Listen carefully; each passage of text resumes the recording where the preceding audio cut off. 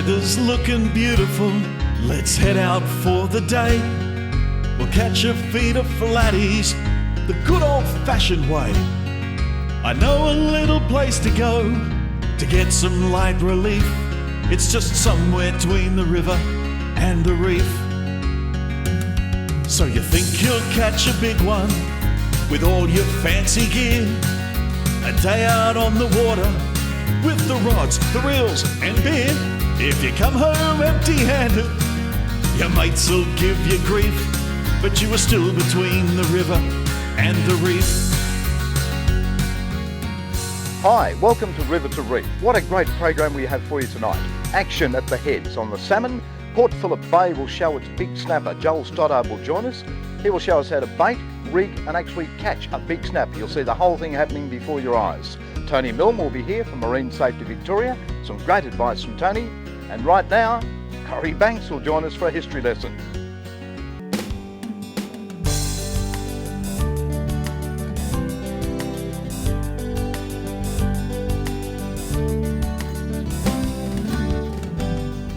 Well, just came back from a day out fishing. But again, this little box of tricks, it's not your normal sort of tackle box. Most people think it is, but what's in here is a little bit different. Everybody today thinks that burley floats and burley cages are all something new. But here's some very old burley floats. These are made out of wood, two-piece, put the burley in there, top back on, holes for it to flow out, your line goes through the top and down through the bottom, exactly as normal floats. But these were back in the 50s and they were used a lot. The same as when people used to go and do a lot of mulloway fishing, especially off rocks in New South Wales, and that used to use bobby corks. Typical old bobby cork, line through there, they'd just put a match down there to hold it, and that would be it. Similar sort of float again that was used for small types of bait fishing for mulloway. Underneath we've got some interesting items, eh? We'll look at some real old stuff here. A couple of lumps of metal, people say. These are actual moulds, as you can see, but they're not sinker moulds. These are jig moulds. And back in the 70s, these were very popular.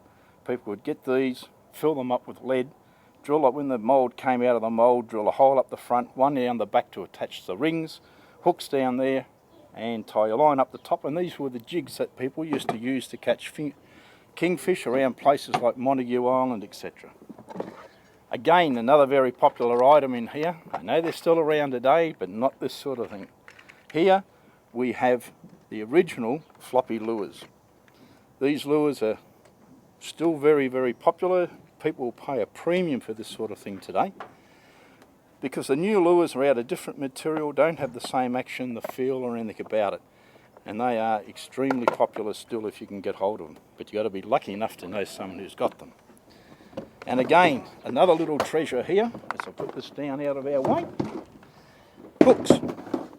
These are a little bit bigger than normal, but these were our game hooks, our shark hooks of years ago. These hooks here are all mustard hooks. They're mustard Seamaster. And people say, what's different about them? Mustard Seamaster hooks have been around for years. But these hooks here, these Seamaster ones back in the 50s, are all hand-forged hooks. Not mass produced, these are all hand forged. In actual fact, in those days, if you have a look here, that's a 12/0 hook, and over the back here on the price of that was 2 shillings and 9pence. How many people can remember 2 shillings and 9pence? Not many can do that. Complete new variety altogether. Last but not least, when we go to the box, and under here, we do have a little treasure trove in here. No, it's not a cigar coming out. These are very, very fine hooks. And if we have a look at one of these hooks, we can see where they're different.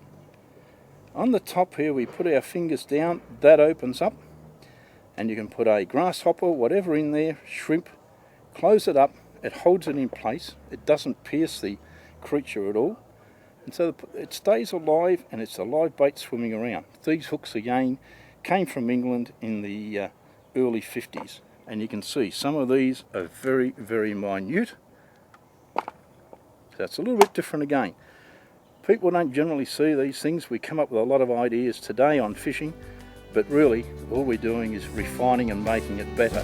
Most of these things have been around for years.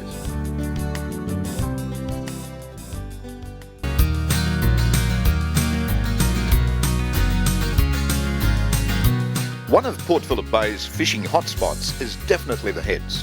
Now, recently we were fortunate enough to visit and fish aboard the big Randall, the big 44-foot Randall, the Big Blue, with Captain Phil Stevens. Now, this boat charters out of Sorrento, ideally located for the rip fishing. Now, if you haven't fished there yourself, it is very advisable to go out on a charter, just to get the feel of the rip and understand the sometimes treacherous waterway. Now, Phil promised fish, and what happened was quite amazing. We've got those couple of hookups there in the back of the trench where it wells up from 90 metres to about 14 and all the bait comes up, gets pushed up to the surface, and it's a spot they hang out all the time, and we get regular hookups on it. And it's the old Yarra River terrain that runs down all the way from Melbourne, comes back out through the Heads there, they're the lighthouses of Queenscliff over there, and it runs out to sea. We're catching the Arapus Turrata Ester, and I've caught one my size. What's the Latin for it? Arapus Turrata Ester. Oh, this is a good salmon. This is a big salmon.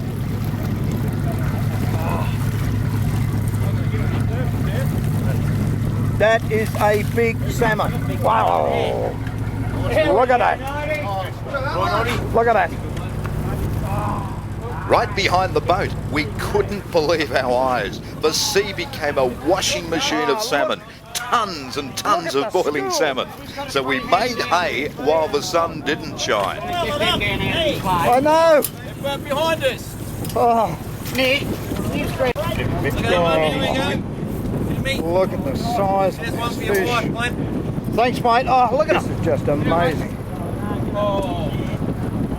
You're right up here, I'll get in with my hand. Yes, mate. Where are you now, Habibi? Yeah. Reach him on. Mate, you want a crack? That's a ripper 90, this one coming up with that. Oh, look at that. Look at the size of it. Is that your rod bill, Jimmy? Yeah, good. Good thing, good thing.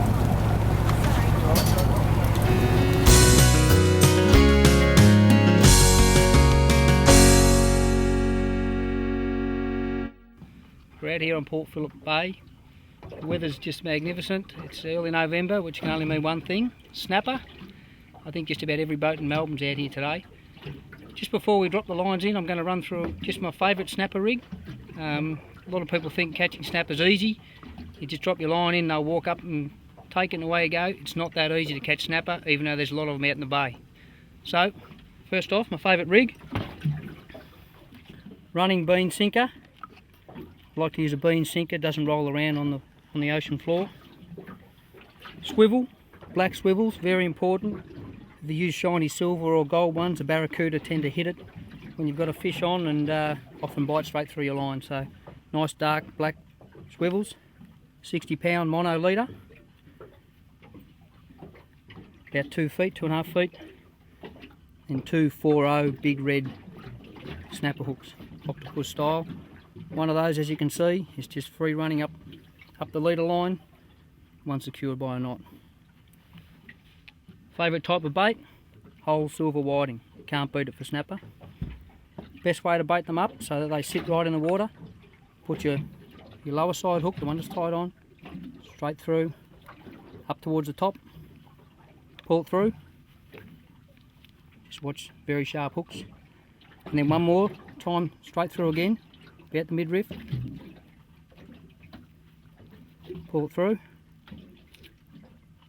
Now, out of the same side that the hook just came out of, you put it, face the hook down the fish, in just behind the cheek there or behind the gill, the hard shell there, and then push it back up through the hard shell.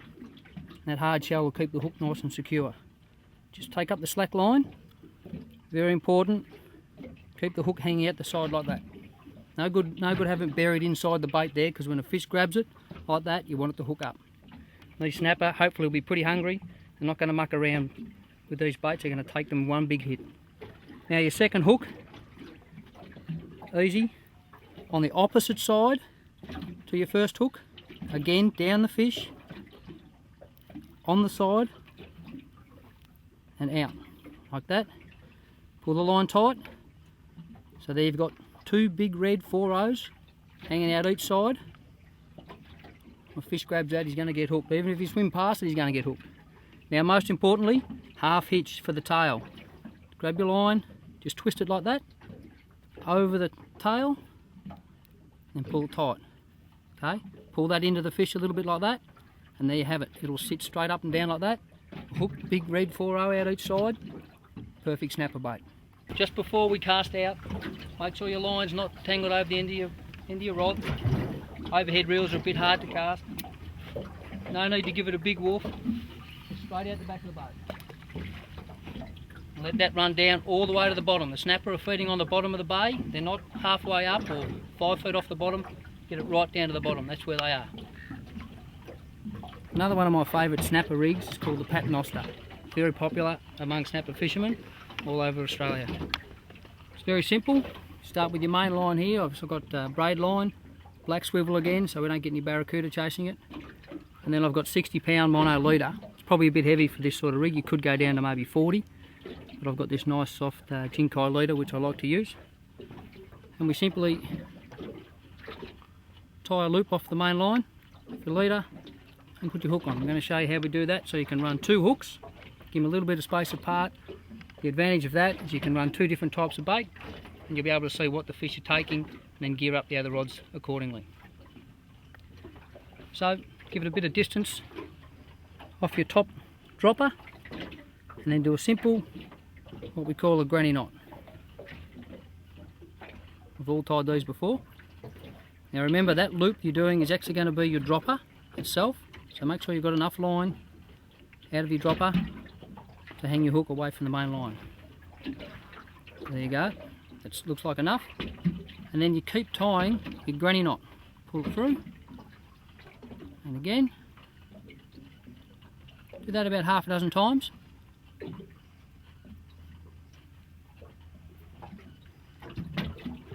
So you'll end up with something that looks like that.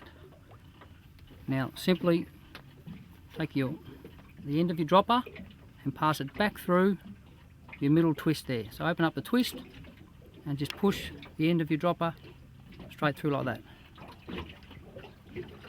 It's gone through. Just pull the extremes to get them down a bit. Keep that out. Important, when your knots get down here, always wet them when you're using monofilament. That stops the knots from burning and giving you a friction burn on your main line, which causes weakness. So that should pull up nice and tight like that. Doesn't cause any stress on the leader itself. And there you go, you've got your dropper. Next thing, we just attach a hook. The beauty of these, no knot required for your hook. Just fold the end of your dropper. Try not to kink it. Push it through the eye of your hook like that. Simple. And then put your hook back through there. Done. And there we have it. We're going to put a sinker on here in a minute. Got your leader, a dropper there, a dropper just below it. I like to use short droppers because they tend to twist and tangle up in your line if they're too long. They're a bit of a nightmare to get out. We're going to try a bit of pilchard on the top rig here, probably a bit of squid on the bottom rig, just see how they go. Notice we're only using 1 hook on this, so not quite geared up for the big snapper, but small baits will still catch big fish.